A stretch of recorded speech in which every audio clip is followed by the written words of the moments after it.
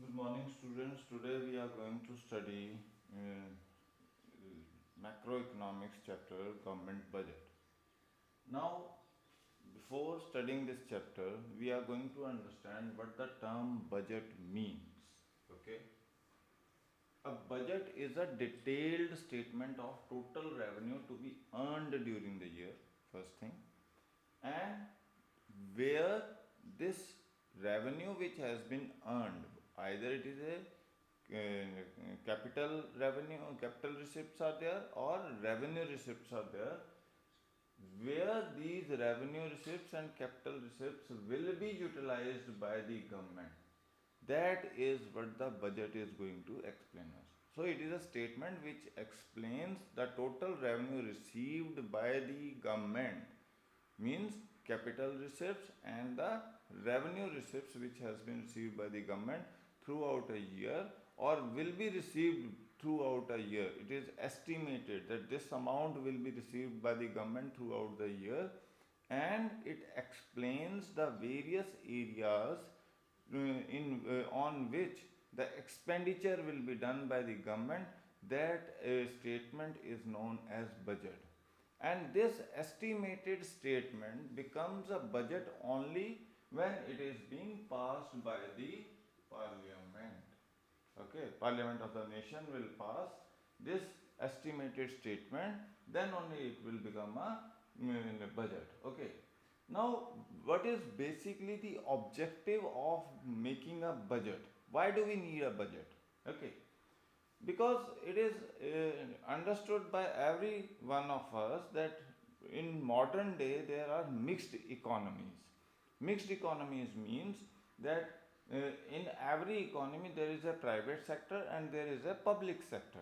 Public sector is run by the government, whereas a private sector is there which is run by private individuals, or like companies, private limited company, sole proprietor company, or a partnership company.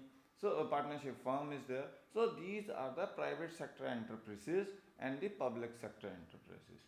Now private sector, the main motive of private sector is to earn more and more profit. Okay, and and if we are leaving everything to the private sector, then it will be difficult for an economy to work properly, because there are various sections of societies in an economy. There are rich classes there, there is a middle classes there, there is a lower middle classes there. So in order to maintain a balance between private sector and the profit making and the social welfare, the government intervenes into the system through the public sector and tries to create a social welfare system into the system along with the profit making. So that is where the government plays, that it is helping in playing a balancing role in balancing social welfare, through proper allocation of funds wide a budget statement. So that is why budget is required. Now how do this budget is helping in allocation of funds? That is, first thing is reallocation of resources. Now first thing is how the reallocation of resources is happening. That government is collecting taxes from various sources, and then it is providing subsidies, it is providing tax concessions, or it is involving directly itself into the production activities. Subsidies like subsidy on PDS is being given, gas cylinder is being given, oil is being given, so that the production activities can be carried out.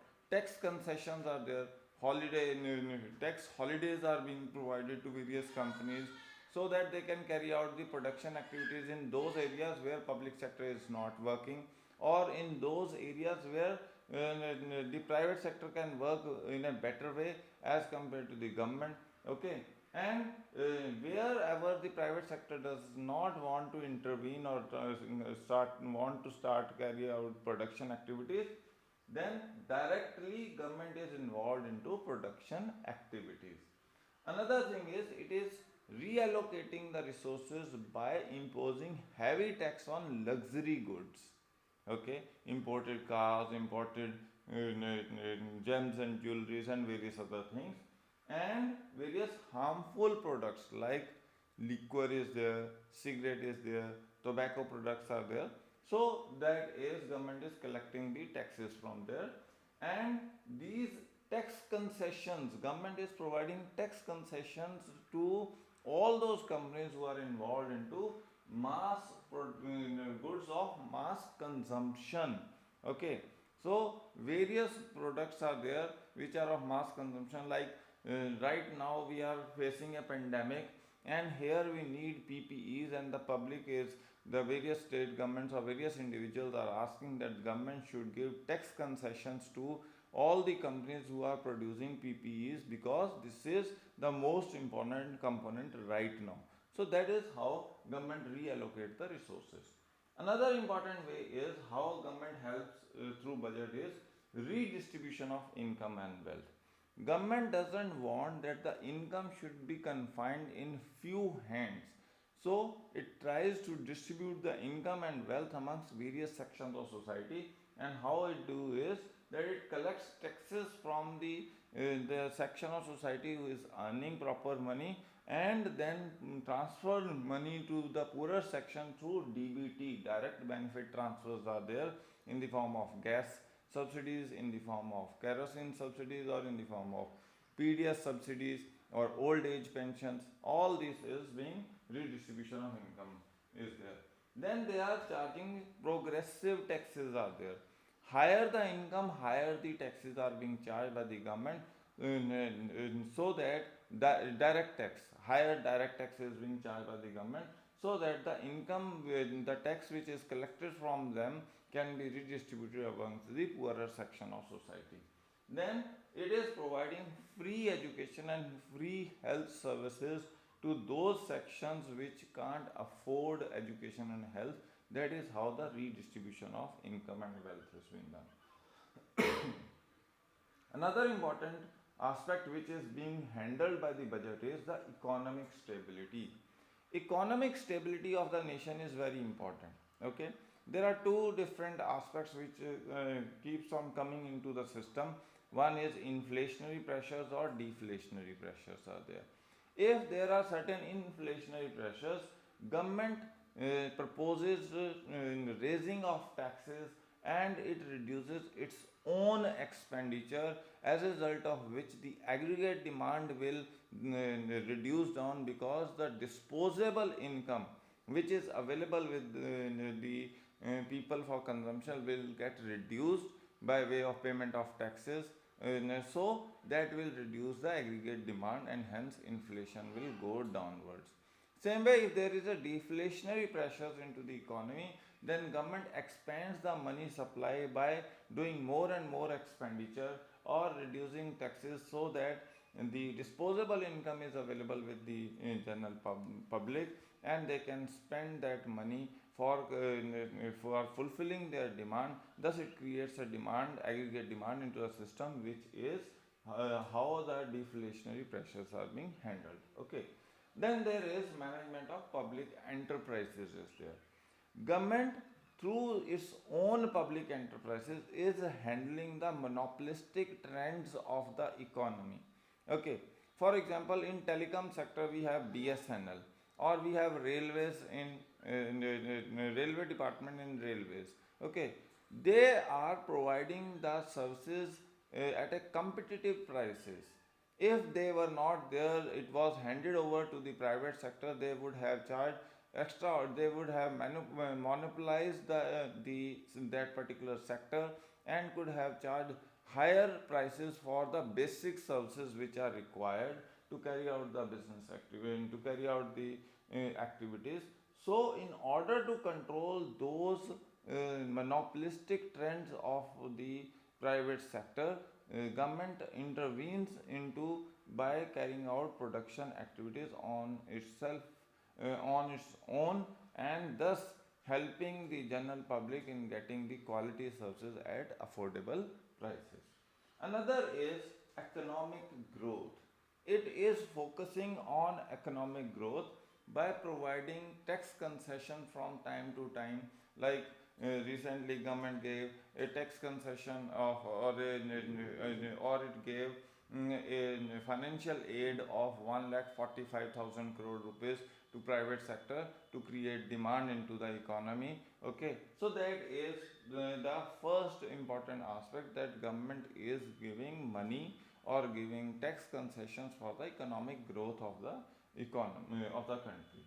Then it tries to develop infrastructure in those areas where the private sector is not ready to invest money. That is also helping in attracting more investment into those areas. Okay, then it reduces the rate of interest on loan, so that more and more people can have loans from the banks, and then they can use that money for the consumption purpose. That also increases the economic growth of the economy, and it helps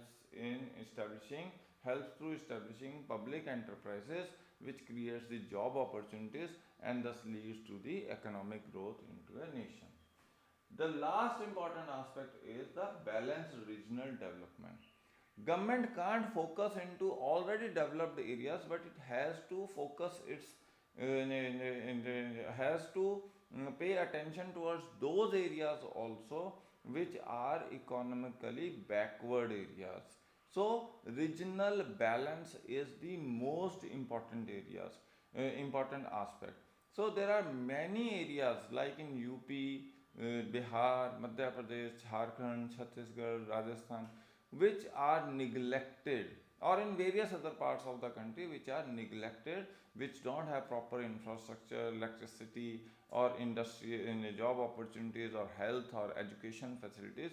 So government on its own tries to create an environment over there, tries to invest money into creating infrastructure in that particular area, so that the investment can be attracted into those areas, and the growth of those areas can be carried out for hence providing employment opportunities to various individuals.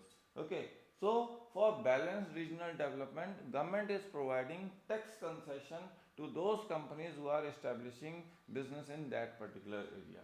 Okay, then it is providing more and more funds, like in hilly areas road infrastructure is being expanded, railway infrastructure is being expanded, and in some other areas also. So infrastructure expenditure is being increased by the government, and it also establishes certain public enterprises in those areas whereby employment opportunities can be created. So these are the various ways the budget helps in the budget helps in creating the social welfare in the economy along with the profit making by the private sector. Okay.